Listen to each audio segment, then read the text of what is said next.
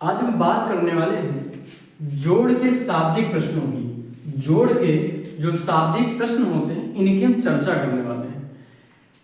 ये किस तरीके से इनको आप लगा पाएंगे और कैसे समझेंगे कि ये शाब्दिक प्रश्नों में जोड़ का ही है, ये सारी चीजें हम इस वीडियो में समझने वाले हैं। वीडियो को पूरा जरूर देखिएगा।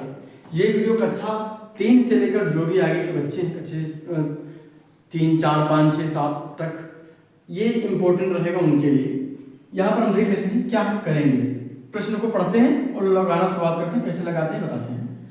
एक शहर में 3262 एक शहर में 3262 पुरुष और 4535 महिलाएं हैं। ठीक, शहर में कुल कितने मनुष्य हैं, यानी दोनों कितने हैं टोटल। जैसे हम यहाँ पर ऐसा समझाने का प्रयास करते हैं, जैसे 2 लोग हैं, कहा गया कि 2 लोगों में एक लोग के पास 5 रुपए हैं, दूसरे लोग के पास 5 रुपए हैं, तो कितने हो गए टोटल। तो दोनों को हमको जोड़ने पर पता चलेगा। या एक लोग के पास 3 रुपए हैं, एक लोग के पास 2 रुपए हैं, तो ये हम जब तक जोड़ेंगे तब तक हमको पता नहीं चलेगा कि टोटल कितने हैं। तो ये हम इसी को शाब्दिक प्रश्न कहते हैं। इस तरीके से जब कोई पूछता है तो वो शाब्दिक प्रश्न के अंतर्गत आ जाते हैं। तो इनको हम ये जो शाब्दिक प्रश्न हैं, थ्योरेटिकल क्वेश्चन इनको कहा जाता है अंग्रेजी में। तो ये हम यहाँ पर हल करके देखते हैं। तो यहाँ पर हमने लिख दिया हल। तो यहाँ पर देखते हैं। तो पहले इसको लगाने का तरीका हम बताते हैं आपको।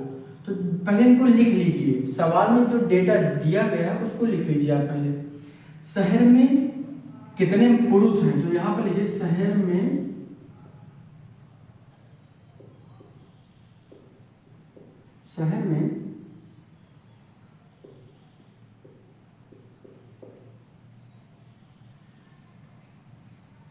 पुरुषों की संख्या। शहर में पुरुषों की संख्या क्या है, तो यहाँ पर हमको दी गई है, ध्यान रखिएगा कितनी दी गई है, 3262 है। ये 3262 ये पुरुषों की संख्या है। हमने अभी कुछ सवाल में किया नहीं है, जो सवाल में दिया गया है, जो भी प्रश्न में दिया गया है वो नोट किया। शहर में पुरुषों की संख्या क्या है, 3262। ठीक, आगे शहर में महिलाओं की संख्या, तो यहाँ पर हम लिख देंगे, इसको भी लिख लीजिए। शहर में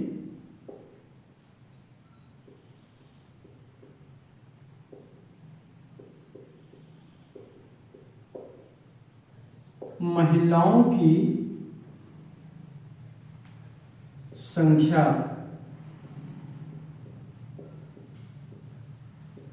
कितनी है, 4535। ठीक है, 2 चीजें जो दी गई थी सवाल में हमने वो लिख ली। शहर में पुरुषों की संख्या कितनी है, इतनी, और महिलाओं की संख्या ये, यानी पुरुषों की संख्या 3262 है और महिलाओं की संख्या क्या है, 4535। अब कह रहा है शहर में कुल का मतलब होता है जोड़ना। कुल जब हम बात करेंगे तो यहाँ पर जोड़ेंगे। यहाँ पर देखिए डिलीट हो गया है।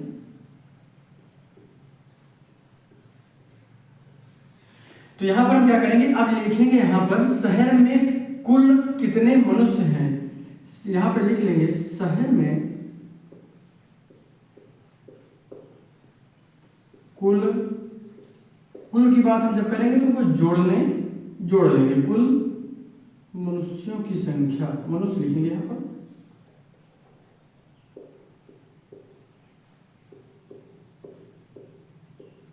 मनुष्यों की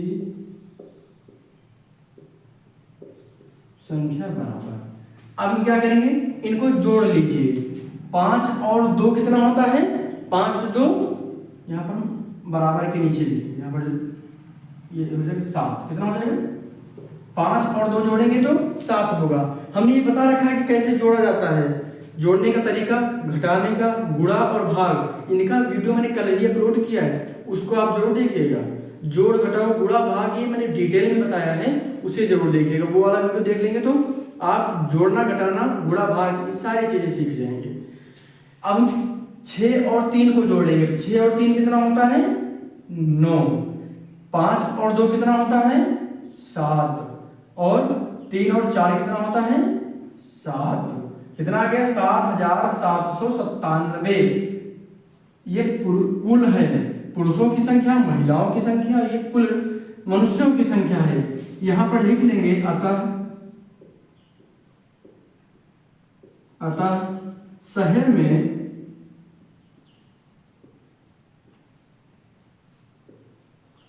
शहर में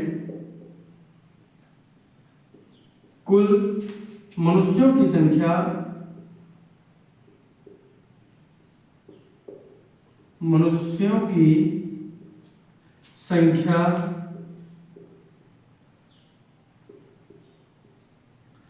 7297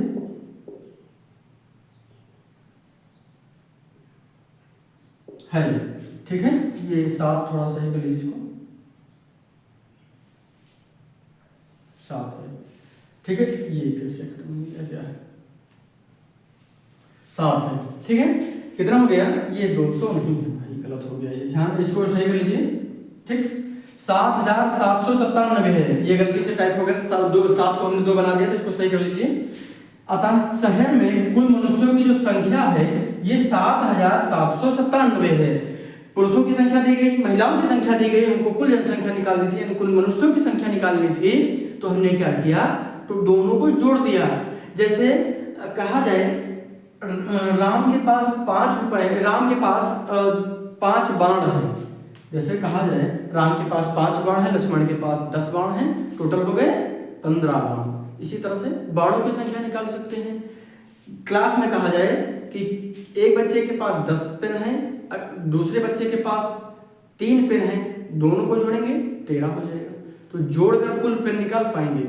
इसी तरह 3 में भी कहा जा सकता है, एक शहर में, या क्लास की ही हम बात कर लेते हैं, एक क्लास में छात्रों की संख्या 20 है, छात्राओं की संख्या 20 है, और टोटल कितनी हो जाएगी, तो 20 और 20 को जोड़ देंगे 40 आ जाएगी। ठीक है, इसी तरह हम अगला सवाल देखते हैं। इसमें रमन ने 86,185 रुपए में बाइक खरीदी और 7,44,965 रुपए में कार खरीदी, बताइए उन्होंने कितने रुपए खर्च किए।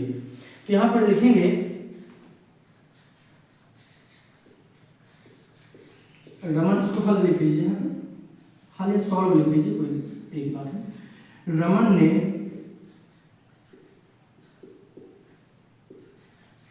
बाइक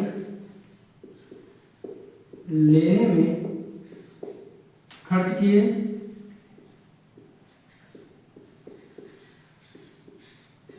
कितने रुपए खर्च किए, तो 86,185 रुपए, 86,185 रुपए। और फिर यही लिख लेंगे रमन ने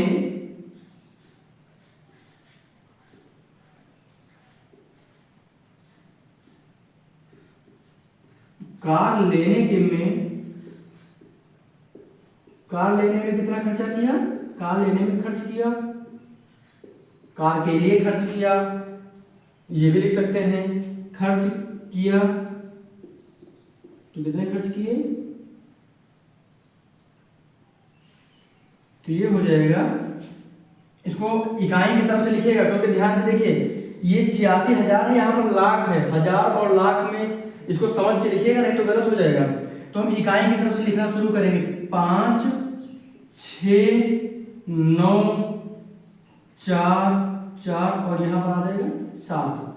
ठीक है, अब इसको क्या करेंगे, जोड़ देंगे। जैसे उन्होंने कितने रुपए खर्च किए, तो रमन ने कुल रुपए खर्च किए, रमन के द्वारा खर्च कुल रुपए, तो कुल रुपए कितने हैं, यहाँ पे 5 और 5 को जोड़ेंगे तो क्या आएगा 10, 5 और 5 को जोड़ते हैं तो आता है 10, 10 का हो जाएगा 0, कैरी आया 1, 1 और 8 जोड़ेंगे हो जाएगा 9, और 9 + 6 15, 15 का 5 लिखेंगे, यानी 8 और 1 हाथ से 9, 9 से 15 के 5, कैरी आया 1, यहाँ जुड़ेगा 10, 9 1 जुड़ेगा 10, 10 और 1 11 का 1, कैरी आया 1, 6 4 10 और 1 हासिल जो है वो हो जाएगा 11 का 1, कैरी आया 1, 8 में जुड़ेगा 9 और 9 4 13 के 3, कैरी आ गया फिर से 1, तो यहाँ हो जाएगा 8। तो ये जो है कुल खर्च है, रमन ने कितना खर्चा किया, 8,31,150 रुपए। तो रमन के खर्च कुल रुपए इतने हैं, ठीक है। अब इसको जो है यहां पे लिख लीजिए,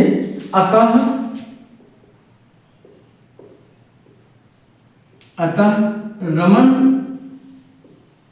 ने कुल कितने 83 ये 8,31,150 रुपए खर्च किए।